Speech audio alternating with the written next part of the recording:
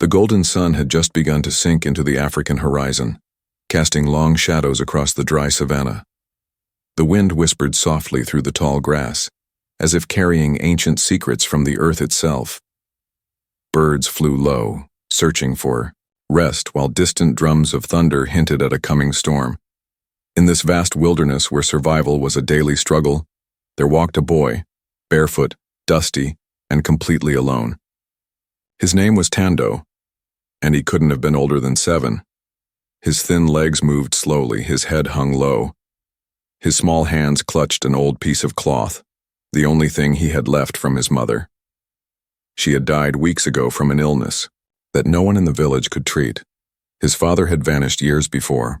After his mother's death, the village elders had tried to care for him, but resources were tight. Eventually, he ran away, driven by grief and hunger, hoping to find something, anything, beyond the trees. Now, he wandered deep in the wild, where lions roamed freely and survival was not promised. The sun finally disappeared, and the night took over quickly. Crickets began to sing their songs. Tando found a patch of dry earth under an old acacia tree and curled into a ball, hoping the darkness would hide him from danger. But fate had other plans. Not far from where the boy slept, a lion moved silently through the grass. It was large, with a golden mane and tired eyes. The lion had not eaten in days. Its ribs showed through its skin, and its strength was fading. The other animals had fled far away, and the lion was growing desperate. Tonight it hunted with pain in its belly and fire in its heart. Then it saw the boy. Tando opened his eyes slowly, sensing something was wrong. A strange feeling crawled up his spine. When he looked up, he froze. There, standing just a few feet away, was the lion. Massive, silent, staring straight into his eyes. For a moment, the entire world stopped moving. The crickets fell silent. Even the wind seemed to hold its breath. Tando didn't scream. He couldn't. His lips parted, but no sound came out. His body was paralyzed with fear. The lion stepped closer. Its eyes were locked onto him. Its breath was heavy, warm, and wild. And then, something strange happened. Instead of attacking, the lion stopped. It tilted its head slightly, as if confused. It sniffed the air and took a slow step forward, lowering its body closer to the ground. It didn't growl. It didn't roar. It just looked. Tando's heart pounded in his chest like a drum. Tears filled his eyes. He whispered, "Please don't eat me." The lion sat down, just like that. It sat slowly and gently, as if it had no intention of hurting him. It blinked twice, then lowered its head, resting it on its giant paws. Tando didn't know what to do. Minutes passed. Then something inside him shifted. A strange calmness washed over him. Maybe it was the hunger, maybe it was the loneliness. Or maybe, somehow, he knew the lion was not going to harm him. He slowly reached into his cloth bag and pulled out the only thing he had, a small, dry piece of bread. He broke it in two and, with trembling hands, slid one half toward the lion. The lion sniffed it, nudged it gently with its nose, then looked back at Tando. It didn't eat. It just stayed beside him. They spent the entire night like that, boy and beast, under the stars. The lion slept lightly, as if guarding the boy. And Tando, for the first time in weeks, slept without fear. The next morning they walked together, slowly, carefully. The lion never left his side.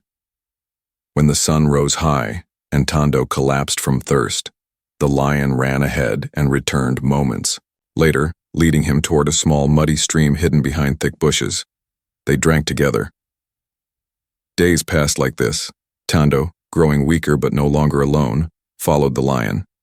The animal seemed to know where to go.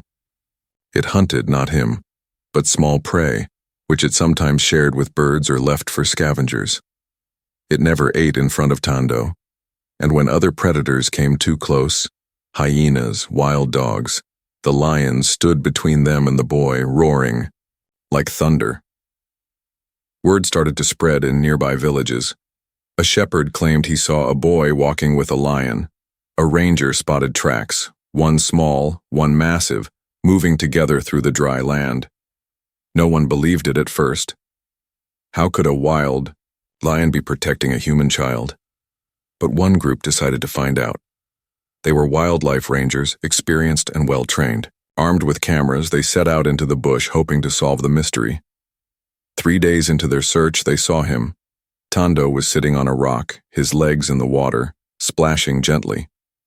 Behind him, the lion lay under the shade of a tree, watching him like a brother. One ranger slowly raised his camera. Then a branch snapped under his boot. The lion stood up in a flash, roaring so loudly that birds flew from trees. It positioned itself between the boy and the strangers, teeth bared, ready to fight. But Tando turned around. He saw the rangers and shouted, "Please, don't hurt him!" The men lowered their weapons, stunned. One of them, an older ranger named Joseph, stepped forward. "Is he your lion?" he asked. Tando shook his head. "No, I think I'm his boy." Tears welled up in the ranger's eyes. Over the next few hours, the rangers learned Tando's story.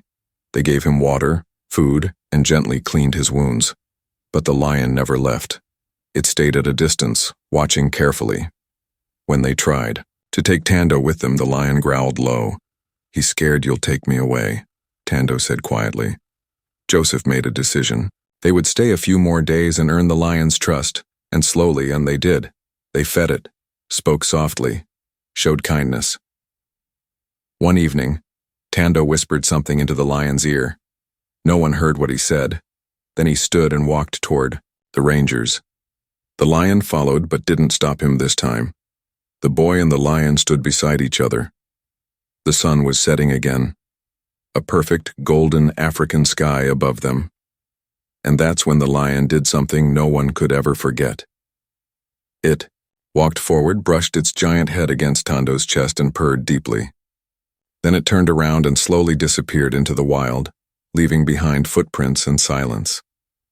Tando cried. So did the rangers. The story made headlines around the world. People were in awe. Scientists tried to explain the lion's behavior. Some said it was hunger and weakness. Others believed it was a bond born from shared pain and loneliness. But those who were there, they knew the truth. It was love. Pure and wordless love between a lost child and a wild soul.